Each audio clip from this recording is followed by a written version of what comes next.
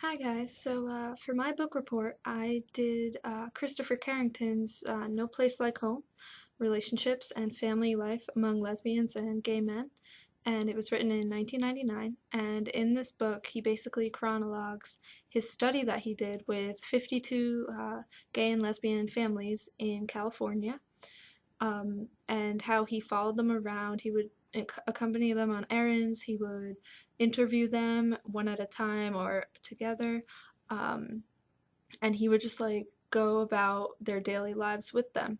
And so observing different things and chronologing like the work that they do as a family in their family. And so by showing the different type of works that lesbian gay families perform every day, such as feeding work, kin work, consumption work, which is like shopping and getting things for the home, and domestic work, Carrington proves throughout the book that family is something that lesbian gay families actively create and recreate and sustain every time they perform these activities for those who they care about. So he really kind of explores the notion of doing family, um, like doing gender and things like that. And so one of the big sections that he focuses on is unpaid work, domestic labor. And so Carrington defines housework as the process of caring for the physical maintenance of the household. And this encompasses a whole amount of activities done by lesbian gay families, which he observed throughout the week, activities which are crucial to the maintenance of their family identity and to the health and wellness of the family as well. Yet he parallels this importance to the consistent view that this kind of labor is it has no real value because it's inherently unpaid. So he does this and brings this to light in order to prove that this idea of how housework is wholly incorrect, and it can be damaging to the individuals in lesbian gay families who partake in it, because it really is for them a labor of love, with everything entailed in it, such as interacting with non-kin, house repairs and maintenance, paperwork, caring for clothes and linens, caring for pets, caring for the garden, the list goes on.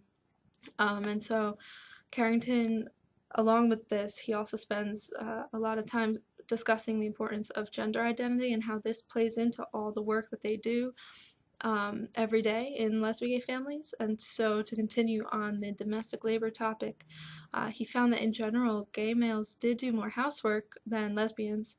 And the explanation he put forth for this lies with socioeconomic factors, how males tend to possess greater wealth and earn greater wages.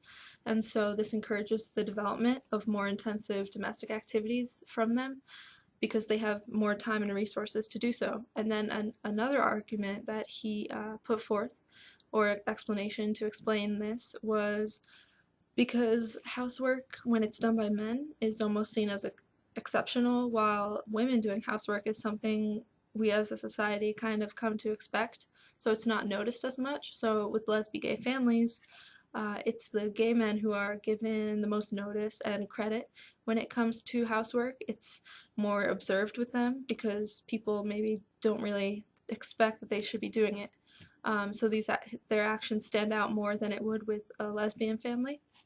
And so that's all related to gender identity, which I thought was interesting. And so leading off of this, um, gender identity plays a big part in the counter argument for Carrington that lesbian gay families don't actually have an egalitarian split of work in the household, which a lot of scholars have put forth. And instead, how they often seem to almost echo the more heterosexual model of specialization. One person who engages in domestic work around the house and home, and one who is invested more in their paid labor.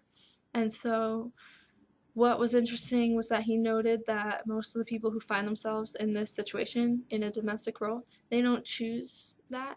Rather, it was a result of their family situation. If one partner has a time constraining job, the other gravitates more toward the domestic work, even if they don't really know it, just to balance out their family and to provide for the family. Um, and so the fact that they don't really show, I think 25% of the families he studied showed a more egalitarian split. Three-fourths of them, it was pretty specialized and split apart with the burden on one person. So, and then also throughout the book, Carrington brings up the importance of socioeconomic factors, like I've previously said. And so for the more affluent families, he found that they engaged in housework, to continue on that topic, more often, and this is because they often have larger homes and more material goods, clothing, etc. So it takes more time to care for that. So they spend more time in the house, or in housework related activities. He even goes into more specific examples, like they change clothes more often. They go to the gym, they have their gym clothes. Then maybe that same night they have a dinner party, so they have to change into their outfit for evening wear. So that makes more laundry. So he went very in depth with explaining that, which I found fun and interesting to learn about, and it makes sense. So he discusses the seemingly small examples of what leads to like a largely important conclusion, that the economic state of these families matter, and that their amount and the quality of their life chances can make or break their efforts, really, of creating and sustaining their family. And then Carrington also described the way, unique pretty much to lesbian gay families, how they rely on other lesbian gay families for support. Um, Many who he studied lived in what he called lesbian gay enclaves in California, neighborhoods with mostly gay and lesbian residents. And so he found that they did this so that they could be close to their similarly identifying kin, and support also the businesses, lesbian gay businesses in their store, which in the area, which makes sense, and especially for the families who he studied who had children. There were a few of them. This seemed important because often these families with kids might experience heterosexism from store personnel or even other customers. And so for lesbian gay families who are out kind of and ready to embrace their identity and just live their life um, as themselves, being closer to the lesbian and gay community, living closer to them, makes them feel safer and less isolated.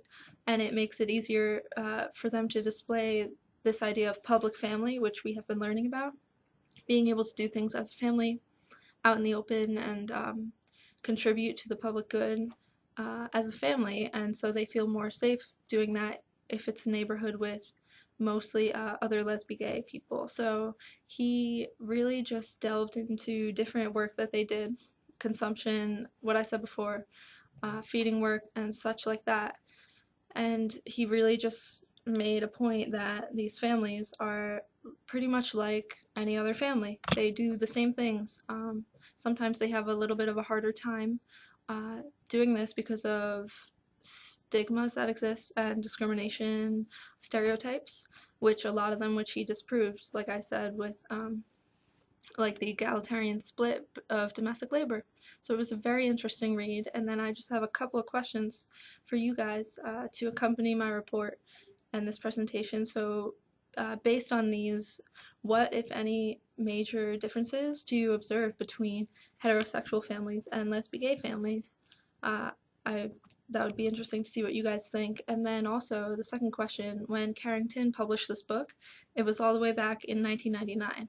So there were still like bans on gay marriage in a majority of states. And it was 4 years before Massachusetts would become the first state to legalize gay marriage in 2003. So what impact do you think this recent legalization has had on the activities and the work of lesbian gay families? Thanks, guys.